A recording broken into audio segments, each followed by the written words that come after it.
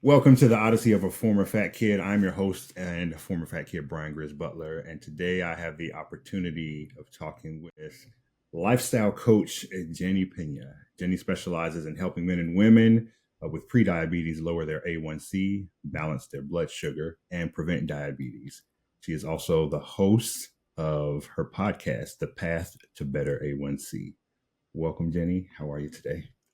I'm doing well. Super excited to just be here and chat and hopefully bring some value and awareness around diabetes and around life, right?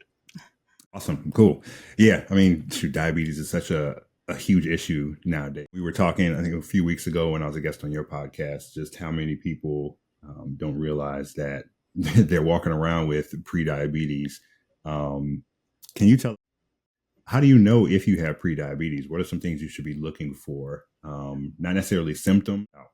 Well, in the US, 1 in 3 individuals have prediabetes. Percent of those have no clue. And the first line of defense is talk to your doctor Mhm. during your annual checkup. There should be a test that is like that A1C test, a fasting glucose test. That is like the first indicator. Now, what I tell also a lot of people is watch out if you're having constant cravings, if you feel like constantly the need of like drinking water, thirst, even though, Mm. and if they're very specific to cravings around carbs. Even like there are some people that are like, oh, I just had lunch, but I still need that cookie or I still need that. Those can be subtle signs that there is some blood sugar imbalance, but the way to confirm it is to actually track your A1C. And the A1C is a blood test, it's a simple test that you can talk to your doctor about. And based on the levels, it will actually share the average of your blood sugar levels within the past 2, 3 months. So it's kind of like a historical number. And Mm. the fasting glucose test, that's the snapshot at that moment. And it should be under 100. If it Mm. is a bit elevated, then your doctor may redo it again. You may evaluate, did you have a good night's sleep the night before or something. There are different things that can, but that is like the first thing that I would say. If you don't even know what your A1C is, or you don't even know if it was tested, I would say go check your records. I know in New York State, I don't know if in different states in the US, everybody has access to their lab work, but I know that in New York you do. Go check and see if it's there. And if it's not there, ask your doctor to add that and track it and see, even see trends. There are some clients that I have had that diabetes runs in their family, Mm. and it may not be pre-diabetic, but they're noticing that every year that number goes up. So I'm like, that Yeah. means that means you're trending. Your body is already showing that it's having some insulin resistance. So it's the perfect time for you to look at your lifestyle habits and manage it that way. So you don't have to Okay. wait until you need like medication and all that stuff that. Gotcha. Okay. For people who may not know, because I guess it can be easy to assume that, yeah, folks know you shouldn't have diabetes. But I think because so many people live with it, people who don't have it may not appreciate how serious it can be. If they do, if they are pre diabetic, why should they care and take steps to maybe change course? I have had people say, well, I don't have diabetes yet, so I don't need to worry about it. Mm. And I said, well, it's like having a car and having an engine or an indicator, a light, an alert saying that something is going on with the oil. And you're just saying, well, I'm just going to wait until the car burns because it's still taking me to wherever I need to go. It's still turning on, it's still moving. So who cares? I'm just going to ignore that light. So that's how I try to put the analogy of prediabetes, just because, Mhm. again, not addressing it is just going to continue to build up. Your insulin resistance is going to continue to develop. And then when you get to diabetes, it's harder for you to reverse. Mm. Sometimes you cannot reverse it. And then everybody will start developing certain things, meaning having high blood sugar can actually impact your kidney function, Yeah. can impact liver, right? Like you can develop fatty liver disease. It can impact your vision. I had a client that actually like practically lost the vision, and he was a Yeah. photographer, so it was pretty Oh, much wow. like impacting the way that he could generate income. Yeah. Issues. your blood vessels. And then that even starts combining into higher levels of cholesterol. Then your blood pressure starts elevating. Then it becomes metabolic health issues. Now you're having a trio there that you have to manage. Mm, And if it continues, then you have to start dealing with medication. And if the medication doesn't work, you could end up then using insulin. So your impact in terms of life activities, look at all the different functions in your body that can actually be impacted. So it's not even yeah. just, oh, my blood sugars are a little elevated. It's what does that do to your entire body? So it's Oh, those subtle signs, right? Like, yeah. and that's what I tell them, like, these are subtle signs. It's not for you to panic, but it's more of like, think about it like that light, that indicator in your car. Are you going to ignore it, or are you going to figure out, okay, like, how can I fix this before it Hmm. escalates? Because the car, kind of burn down and explode. You're going to wait until it's that. And some clients, or potential clients, I would say, have said, well, I don't have diabetes yet, so I don't need to worry about it. I'm like, well, Hmm. I can tell you, sadly, it's just a matter of time then. If you're not doing anything and Yeah. it's developing based on your lifestyle habits, Mm, it's just a matter of time. And then it's harder, right? Like, it's harder yeah. as it progresses, the damage in your bodies, it's harder for you to then try to reverse it. You can still do Yep. it. Some of my clients have been able to either reduce the medication, some have been able to actually get to normal levels and completely eliminate the medication, but it gives them that freedom to figure out, like, oh, okay, like, am I going to have to deal with this for the rest of my life? Am I going to have to find strategies that I can live with, because that's the whole Hmm. point? Or not seeing the medication as that is the only thing that I need to do because there is nothing Hmm. else. And that is another Okay. misconception that a lot of people have. It's like, well, I have diabetes, so that's it. Just give me the medication and I'll live with it. Yeah. And there are things that you can do to actually improve your body function and maybe reduce the medication, Yeah. even if you don't Okay. eliminate it with your doctor, of course. But Right. Of course. Of course. Of course. don't just Um, go on a limb and decide not to take your medication. Please do not do that. exactly. You've mentioned like a few different patients. Who who do you normally what are the types of people that you normally work with? Who's attracted to you? Who do you target? Just because of my background and being in finance and all of that, and a lot of my clients I get through referrals. Yeah. So I work with one person, and then all of a sudden I work with somebody else that they know.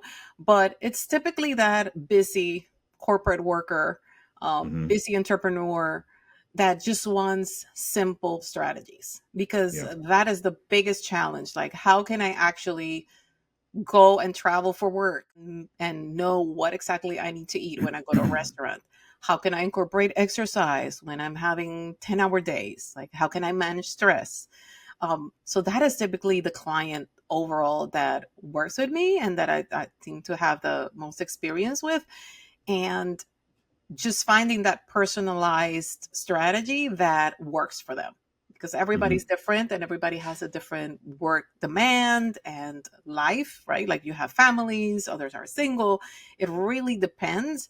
And finding what works for them so that they can focus on their nutrition and their exercise and their habits while supporting their energy. And a lot of them deal with brain fog, a lot of them deal with like low energy, right? Because the blood sugar spike is kind of like an up and down battle.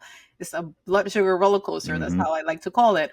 So when they get that crash, it's like, okay, like, I cannot perform well, so it can Right. impact even their work performance if they don't take control of that. The same thing with the family. How can I still have pizza night with my family and derail my blood sugar levels? Yeah.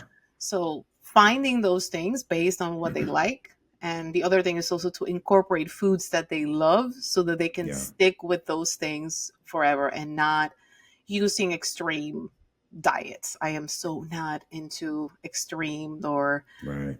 but more about finding balance and enjoying Yeah. what you eat. Yeah. A lifestyle change as opposed to some short term extreme attempt to fix a problem. Exactly. But yeah. So how did you go from corporate America into what you're doing now. That sounds like quite the shift.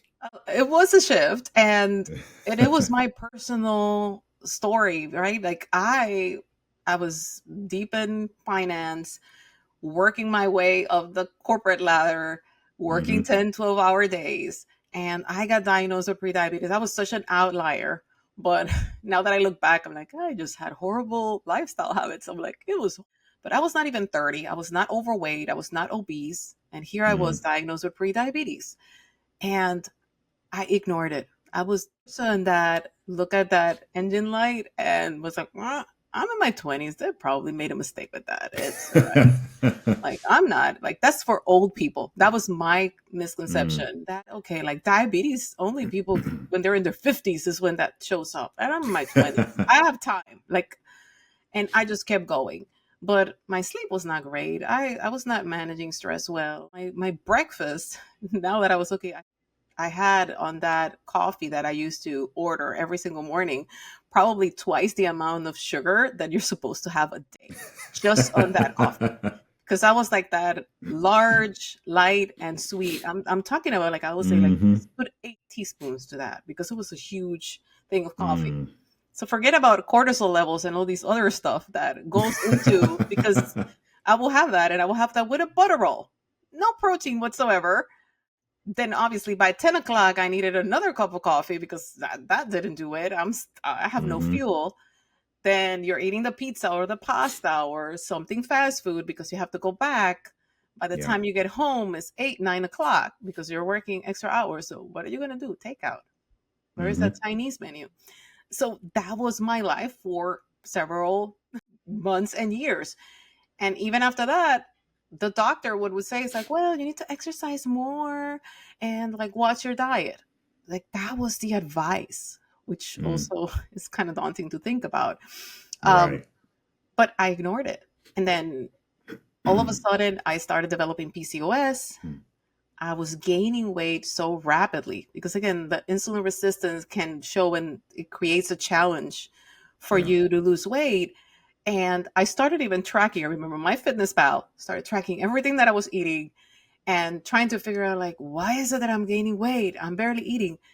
And technically, I was not eating that many calories. So it was not even about the calories. It was just my bodily function, inflammation. When I went to a Hmm. checkup a year after, all these markers were elevated. I have internal inflammation. Like it was a mess. And now my A1C was practically 1 point away from being a diabetic. And all Mm. that happened in 1 year. So that's why I'm a strong advocate of you see it, the trend, start subtle. Like they may look simple, they have Yeah. so much effect on your A1C levels and your overall life. Don't wait until it gets a little bit out of hand. Yeah. Because then I had to really think through, okay, what am I doing? And obviously, like I was put on medication. The medication had horrible side effects to the point Mm. that sometimes like it would be like digestive side effects. And here I am in a meeting in a conference room and I had to run out of there because I didn't want to have an accident right in the Oh middle of man. meeting. So, and it was very unpredictable. I didn't know what to do with my food. I tried a lot of this extreme diets and they will work for Hmm. a little. It just Yeah. didn't feel like I could sustain it. So after trying all of that and found a different doctor that was more of a holistic doctor, and I'm like, okay, like this is my goal. I don't want to live having to take this medication. I don't want to have diabetes. Hmm. What can I do? And she actually helped me. It's like, okay, let's get a nutritionist involved. Let's get this involved. Let's start doing this. And I ended up hiring a health coach. Mm. And by seeing that, and I'm like, okay, went to her program, and I'm like, I'm going to dig deeper. And I'm very into science. I'm one of those like little nerdy, and I love to know everything about the science behind it. Hmm. Got my certification as a health coach, more for me than thinking about a business. But then when I was doing all the practice health coaching sessions, I just found so much passion in helping. It ignited something in me, and I'm like, okay, like I think that I want to pursue this. I think Mm. I really want to do this. And that's how I ended up slowly dipping my toes into entrepreneurship, which is can be very challenging and scary, and it is hard. And at the beginning, it's a lot of hours, Yeah. but it just gave me so much joy. And mind you, I Mm, had a very good career, and it was a successful career, and I was good at what I was doing and making good money. But I just found something that gave me a lot more joy. And also, I could see how people's lives were impacted. And that yeah. just gave me such a sense of accomplishment by seeing Mm, others like do what I was able to do. It's like, okay, like you don't need to go through every single thing that I did.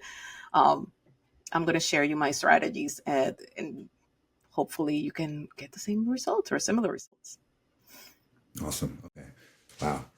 In that, what would you say was one of the most challenging aspects of the shift? Well, I guess let me ask this question first. Are you now full time in your business, or are you doing a hybrid, or how's I'm that? doing a hybrid, but it's all health coaching, right? Like, so there are companies that I can do contract work, and I have Okay. actually been doing coaching, especially with weight loss. There's a lot of Hmm. companies that they will provide the medication, but they have a requirement that you have to complete a program. Hmm. And I love that because a lot of people will get into this GLP-1 medications, and again, Yeah. it turns into being that another one thing that they feel that's going to solve their problem without Right. changing lifestyle habits. And Yep. so I do that, and then I have my private practice. So and I love it. I love it. Good. Okay. Um, what was one of the most challenging aspects of making that transition from Yes, there corporate work is. to there is? Am I gonna be able to Yeah. make the money? Gonna be able to provide? Um, because when you get yourself into entrepreneurship, it's like, okay, like it's easier. You work for somebody else week, every other week, or every month, however it is, Yep. different, right? So, Hmm. and it's kind of like now you're making all these decisions that before you didn't have to think about. So that was Hmm. daunting at the beginning because now you're Yeah. like the CFO, the CEO, the marketing director, Yeah. designer. Now you need to go on a web page and do this and copy. You know, what is a copywriter? I didn't know what a copywriter was. If you asked me 5 years ago, right? And now, like, okay, like the content, what is the CTA? Like all these things that you have to think about, you Hmm. didn't have to worry when you're working for a corporation, but Yeah. those functions somebody else is doing, you just do a very focused function, and you know that the pay is going to come. But when you do the shift, it's different. But then Yeah. that was the biggest challenge. So I had to transition. I was like, okay, like, can I do this at the side? Can I do this? Like, let me transition. I would say anybody that is thinking about it, start transitioning. I have some friends that sometimes they were kind of like forced into entrepreneurship because they Mm, lost their jobs. So I was like, yeah. if you do that, then go all in. But it takes a lot of work at the beginning, a lot of work and Yeah. learning. Yeah. Absolutely. Um, for you, when did you know it was the right time to make the shift from to resignation and then go full in on your business? I think that it was about having the confidence because there is sometimes this imposter syndrome that can sneak in when you're starting, that you're Shoot, like, am I it can show really up when you've been doing it for a while too. well? But when you're starting, you're like, Yeah. oh, It's right. am I really gonna make a change? Is people really gonna pay me for doing Yeah. this? Like, i- am I gonna change lives, right? Or is this like a one-off that I had and then it's Yep. just gonna be downhill? So that was the thing that I had to fight the most. But then when you get in contact as time passes by, and people still send you emails and saying like, I'm doing so well, my Mm, A1C levels are still balanced, or like I've been able to maintain my weight loss, that for me is like the best thing ever. And yeah. that helped me, okay, so I guess what I'm teaching, what I'm doing, it is having a positive effect. Hmm. And that's when I knew, okay, like if that is what's happening, what I need to do is now figure out how to market myself and how to build my business. And I know that, okay, this is not just a hobby. or something that I Yeah. think I'm good at or that I enjoy, but this is something that I can turn into a business. Gotcha. Okay. I That for would say, yourself, or like, you just went me working boom? in finance, like, that is like one thing. It's like, okay, like, no debt. Like, I have no debt, like, zero Excellent. debt. Okay. I have And my living in New emergency York, fund. that's impressive. So, like, I made sure, and again, like, that 6 month, it gives you a sense of calm when you have that. Yeah. So what I would say is like, okay, like, make sure you do that, but also make sure that, okay, like, prove whatever idea you have, because that's one thing. I started at one point thinking that my business was going to look a certain way. And it took some time for me to realize I am just passionate about diabetes. Like, you have to find that one thing that you can talk for hours about Yeah. and still have that joy and that passion, Yeah. because that is going to attract those people that need that. Hmm. So I would say do that, do plan, right? Like, if you're doing this thing side by side, plan. And the other thing is schedule time and treat it as sacred. So if you're working on your business as a side hustle, like, there were times that I'm like, okay, from 9 to 11, right? Like, my son is in bed 9 to 11, X amount of days a week, or maybe on a Saturday, or look for a babysitter, but commit to whatever hours you can. If it is 5 hours a week, if it is 10 hours a week, commit to it, but treat it like you're already getting paid for. Because Hmm. if not, it's just a hobby. And Yeah. that's when you're going to see and be clear as to, like, I have a CEO weekly meeting that I go over all of my metrics, all of my goals. What is my goal for next week? What do I need to Hmm. fix? Like, oh, I did this and a lot of people reacted to it. Oh, let me explore Hmm. this more. Yeah. Um, and that helps in any business, like, not just health coaching, but in any business, having a clear path.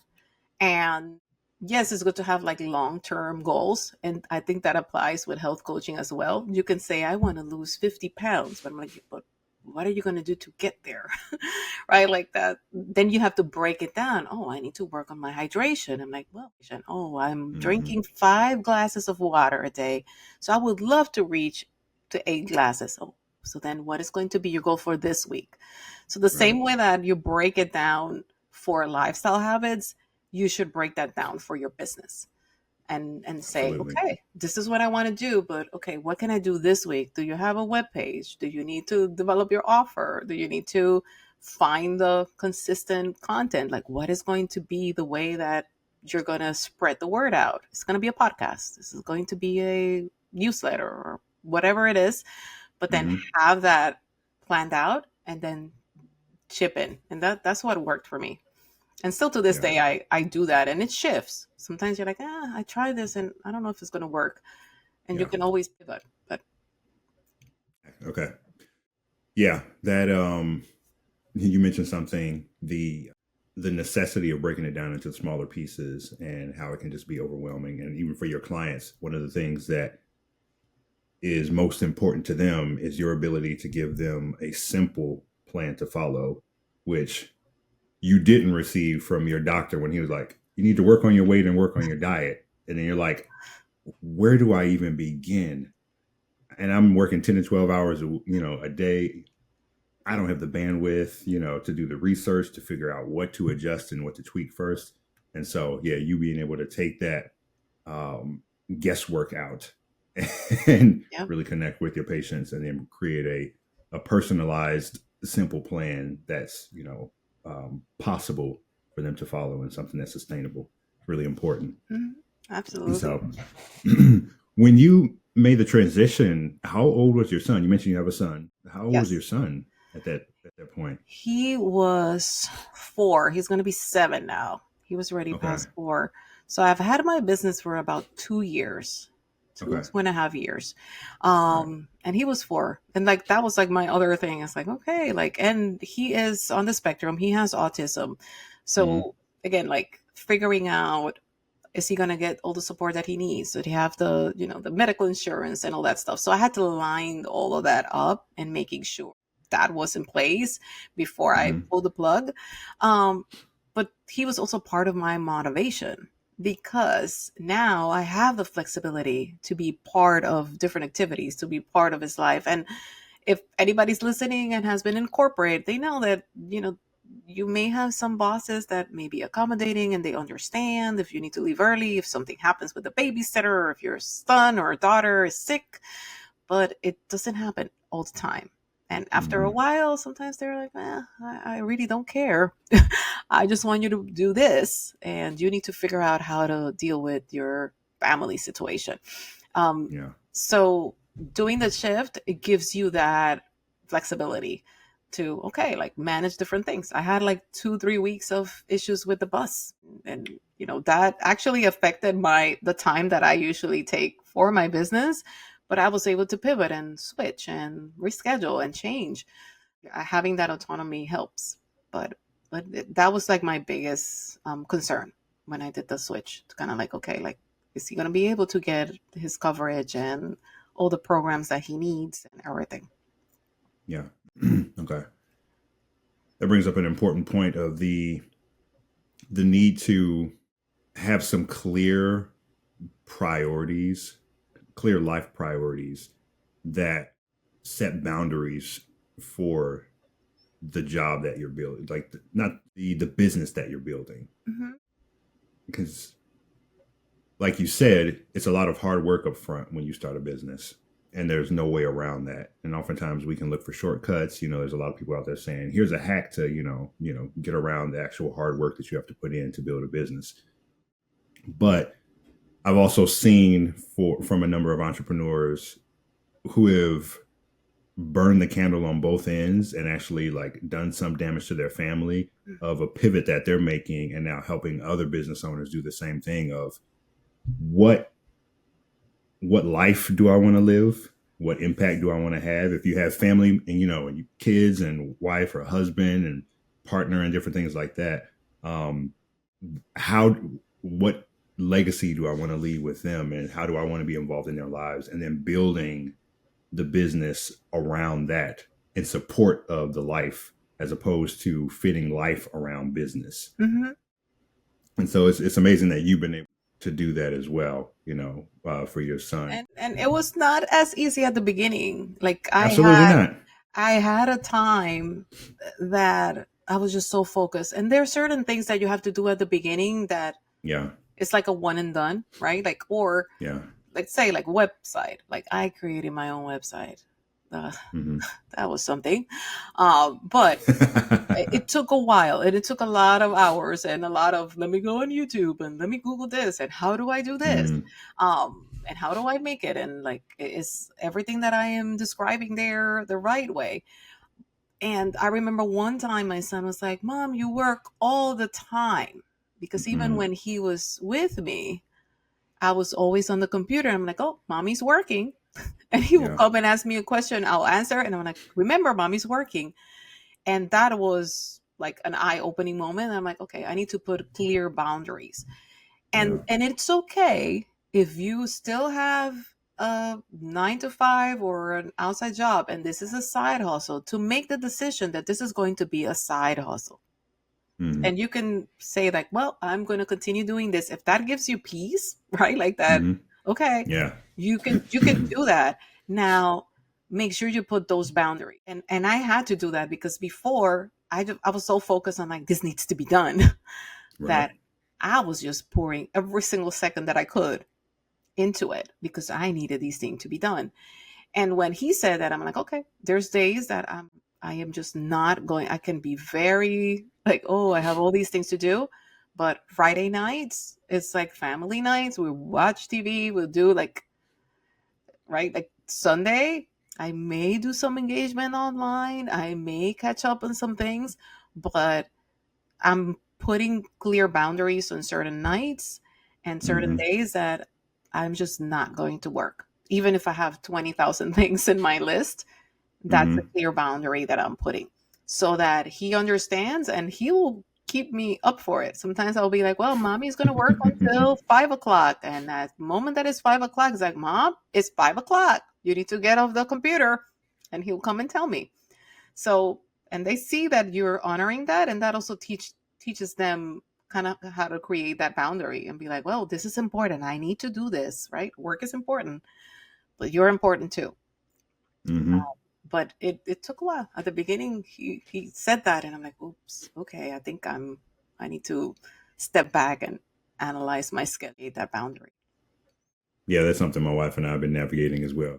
She works part time, and yeah, our kids are, especially our older one, our daughter, is very vocal about, when they like, you're working too much or you're out again or and so, but to your point, the patterns that we set, like we're teaching them by our conduct. And so we're teaching them the importance of hard work, but we also have to teach the importance of boundaries and creating space and prioritizing the family. So the work is important in and of itself, but the work is also in support of other things. And the work isn't more important than them, but the work is a necessary part of life, Yep. and so being able to communicate that and model it. That's the hard thing. It's the modeling of it and being consistent with it. Yeah. And You know, sometimes it could be just as yeah, sitting down and also them being aware, like, okay, like this time, my son will tell you Friday nights is movie night yeah, and it's my time. Like he goes to an after school program from Monday through Thursday, but I can tell you today he gets dropped off around 3:30, 4 o'clock. And that's mm-hmm, our time. He knows Friday evenings, Friday afternoons is quality time for mommy.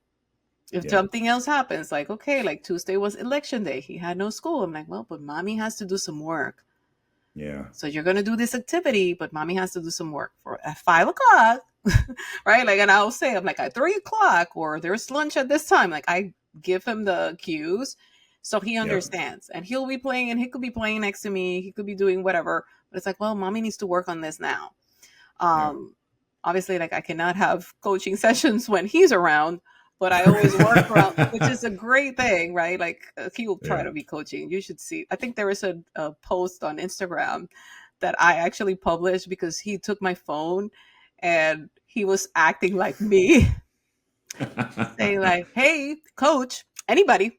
And he was just kind of like mimicking whatever I say on some of the reels, and he Nice. got a lot of I got a likes and a lot of views.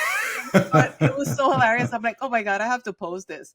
But he Mm, was just acting, and he did it from my desk. It's like, okay, this, like, you need to do this. And sometimes I find him recording himself. So kids will look at what you do, and then yeah, that will model. So now he knows, okay, work is important, and and I tell them like, that's how I pay the bills. That's how you get your toys and your food. So this is important, but you're hmm, important as well. So he knows the expectations and the boundaries, and he looks forward to it, which is also makes it special. that's cool. All right, yeah, yeah. We're in the process of establishing more of a clear schedule for the kids as well. It can be tough to do at times, but it's easier on us. It's easier on them. We found it reduces like stress and anxiety because they have a clearer picture Hmm. of what's coming and what to anticipate. And you get the calendar out, and you're like, okay, here's the days where here, like, the special things are happening. Yep. And they can mark it off and count down and stuff. So Yeah, yeah, and yeah. it makes it even more special. Right? Hmm. Sometimes the simplest things, like now we got this book of scientific because he loves to mix things and see Hmm. what happens. A little chemist. So he's a little chemist. So I got this book that has different things. And he's like, oh, what are we going to do? So every weekend we pick one. We make sure we have the ingredients. If we need to go buy it, we buy them. And we just do it. One was a mixture of like baking soda and like vinegar or what have you, and in the Hmm. Ziploc so that it will explode. And I'm like, we need to do that at the bathtub. Right. He wanted to do it in the living room. Right. Just move this over there. Yeah. So now he wants to do the volcano one. I'm like, I don't know. This is going to take a little more work, but Hmm. he's looking forward to these things, and those are the things that add value as a family. Yeah. And I would even challenge, even for yourself, a lot of my clients are, again, high performers, and I'm like, you need to get time for yourself. So if you like painting, sometimes maybe once a month you better get one of those classes and just go out there and like nurture yourself, not just only your family but also for yourself. And Yeah. that is important. And it doesn't have to be grandiose. It could be something very simple. To me, it's like a cooking class or something like that. Like I love cooking. So to Hmm. me, getting a cooking class that I can actually be involved, that I don't have my son with me, that I can just be, then that's perfectly fine. And then sometimes I plan things with him because I want to bond with him as well.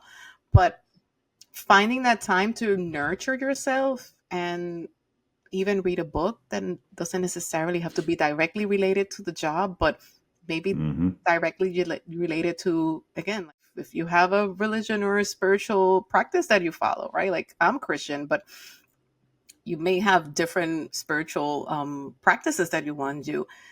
Find that way of nurturing, right? Like yourself, Hmm. not just work, not just Right. um, nutrition or exercise, but your mind, finding balance. That is very Hmm. important. Yeah, absolutely.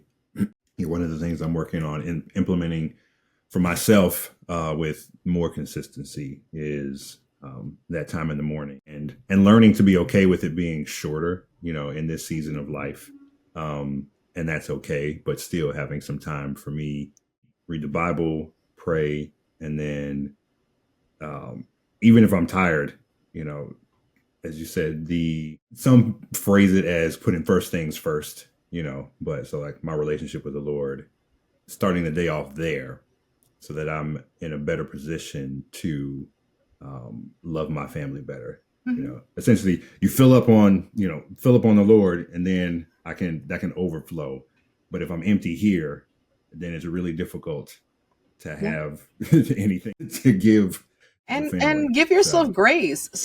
absolutely, Some people need to read the Bible or meditate or do stuff at night just because the morning is chaotic, right? yep. Or And you're a terrible morning person and or you're a you're a night terrible owl. morning person. Like I have clients and like, I'm gonna wake up at 4 o'clock and I'm gonna go to the gym. And I'm like, okay, like, are you really a morning person? Not really. And I'm like, that's not gonna stick probably. Um, Right. so you may It's like be that, able but to that's what I'm do supposed to it, do. You're like, but and then you're gonna end up resenting that habit almost and yep, creating that aversion to it. yep. So be mindful that, okay, like what may fit one person, it may not fit you. And that is Hmm. okay because we're all Yep. individuals. We're built differently. So I always say, I'm like, okay, like, can you see yourself doing this for the rest of your life? Fine. Like maybe in the morning, it could be just something as simple as finding a voice, like one of those devotions that you can just listen to. Maybe you don't need to Yep. read, and maybe it's while you're driving and you're going to grab that one verse that you're going to meditate upon when you're Hmm. driving your kids to school or something. Finding that and finding something that you can do. The key is consistency. Can you Consistency. Yep. build it, and can you do it consistency? And if you Yep. want something more, like, well, maybe you want to go deeper in the Bible and do it once a week instead because you have more Hmm. time on a Saturday morning. And Yep. like, it's just exploring that and see what fits you and fits your life. Absolutely. Before we close, what I'm trying to think of the question that I want to ask. Um, Actually, what are three pieces of advice that you would? We'll give it two phases. First phase, what three pieces of advice would you give like a high performer, business person, entrepreneur who realizes that there's something off with their performance, their health, etc.? What three tips would you give them to kind of like take that first step, something that would help build momentum that wouldn't be overwhelming for them? Well, I have a method. It's called the 111 method.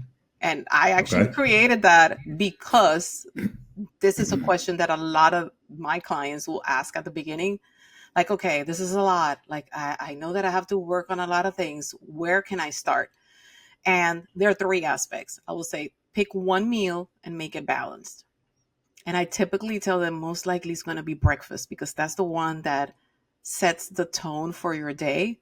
If you skip breakfast or you don't have a balanced meal, and when I say balance, I mean having some protein, having some fiber, and healthy fats, meaning please don't eat that butter roll that I used to gravitate towards, but make sure that you have some eggs, that you have some deli meat, some sort of protein. Could be tofu, it could be yogurt.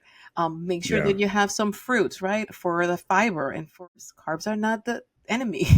A lot of people exactly. think that, but make sure that it's balanced so that you have fuel. That's the one thing that I would say. But pick that one meal and make it balanced. And then you can build from there. When you master that, you can continue and then look at lunch and be like, how can I make lunch more balanced? And then how can I make Mm-hmm. my snack more balanced? Snacks are not necessarily bad. If you have a big gap, let's say between lunch and dinner, I would actually say, yes, grab a snack so that your blood sugar levels stay stable and you don't feel that dip in your energy. So, Mm-hmm. but make sure that it's balanced and it's not a donut or a croissant or something like that. But make sure that it's balanced. That's like the one thing. The second thing would be incorporate a quick movement break. It could be Mm-hmm. marching in place for 5 minutes. It could be taking a 10-minute walk. Something that, and typically I would say try to do that after a meal, but I would say do it at any point in time. And that helps you with insulin sensitivity. It helps you with an energy boost. And you can actually use that as like your 3 p.m. slump instead of Mm-hmm. you going for something. If you take that quick walk, that actually gives you energy. So Yep. Definitely. that would be like the second thing. And the third thing is stress levels can impact your energy, can impact your Yeah. sleep, can impact so much. So if you're back to back with meetings, either schedule like a 5 minute break or a buffer between meetings. And I even had a client and I told her, I'm like, just go to the bathroom. If you really feel like I cannot even do that in my office, nobody's gonna go to that stool and knock. Go to Mm. the bathroom. Even if you don't need to be in the bathroom, take five Take minutes a and moment. focus on your breathing. And that automatically manages your cortisol levels.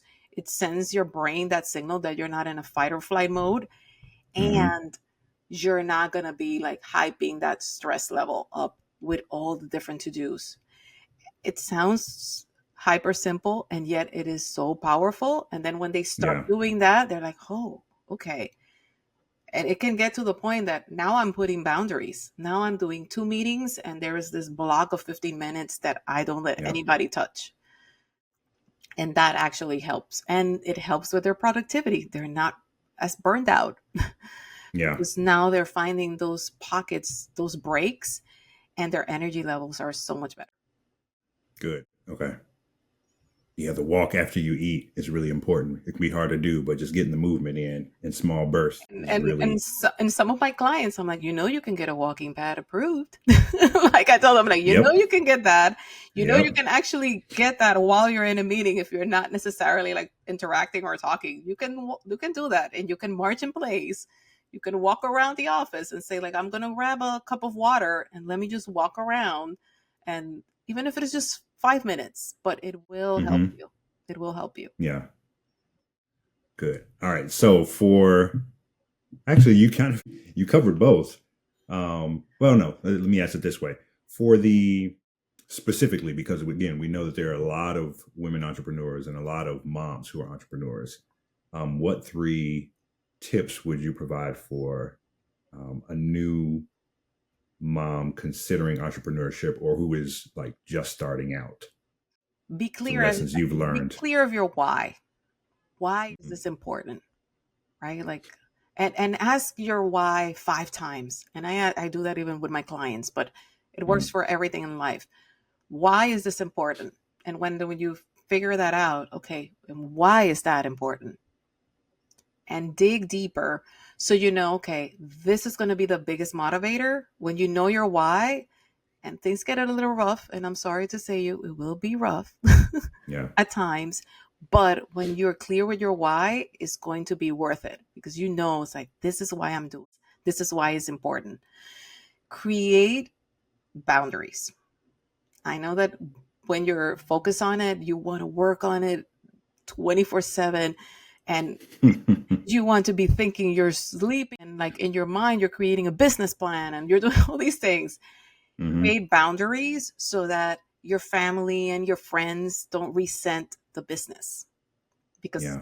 what I felt when my son told me, you're working all the time, and I'm like, wow, like I'm doing this for him, right? Like I'm doing this because I want to have the flexibility to spend time with him, and yet Yeah. here I was not spending time with him for the business. So you see how being Yep. aware of that. So I would Been say there. create that boundary, Yep. And also, if you're launching something or if you have a very one-off project, don't be afraid of asking for help. It's okay to ask for help. It's okay to get a babysitter. And if your kids are old enough to understand, explain to them, like, it's going to be a little bit different for the next 2 weeks or the next month or whatever the timeline of the project, but still get them involved if they're part of your why. And I think as a single mom, I think, like, our kids are kind of like so in the center of our motivation. So think about that and be like, okay, like, this is it may be a rough, but when I'm done with this, give them something to look forward to. So they know Yep. that it's not that you're neglecting them, but this is why I'm doing it. I still love you. And find those short pockets. You don't have to spend the entire day with your kids to make them feel loved, but there's certain things that you can do, and everybody has a different love language, that they know Hmm. that, okay, my mom is busy, but I know she loves me and I know she's doing this for me. So Yeah.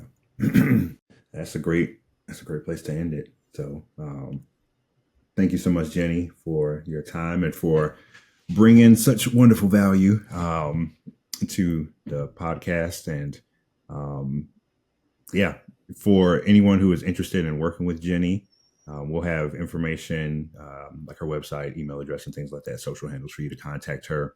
And yeah, and I will also let you all know too, like I mentioned before, I was a guest on her podcast recently. And so we'll be putting out information when that goes live as well. And well, continue the I can conversation. tell you it's going live December 5th, which is my December birthday. 5th. So Oh, all right. it's All out right. and scheduled. So Okay. And an early stay happy tuned. birthday. It's going to be a birthday retreat. It's going to be a very good episode for you to listen to. So yes, tune in. But it's Awesome. such a pleasure to be part of your podcast as well. This was fun. Yep. Cool. Yeah, we'll definitely have to do it again. Yeah, absolutely. All right. Until next time, have a great, I was going to say, have a great weekend. It is Friday that we're recording this one. So, It is true. Yep. yep. And enjoy your time with your son. Yeah. Yep, absolutely. I have to look for a movie that we're gonna watch tonight. All That's the one thing that we're gonna have a discussion on, to see which movie are we gonna watch. cool. All right. Well, I will talk to you later and thank you again. Thank you.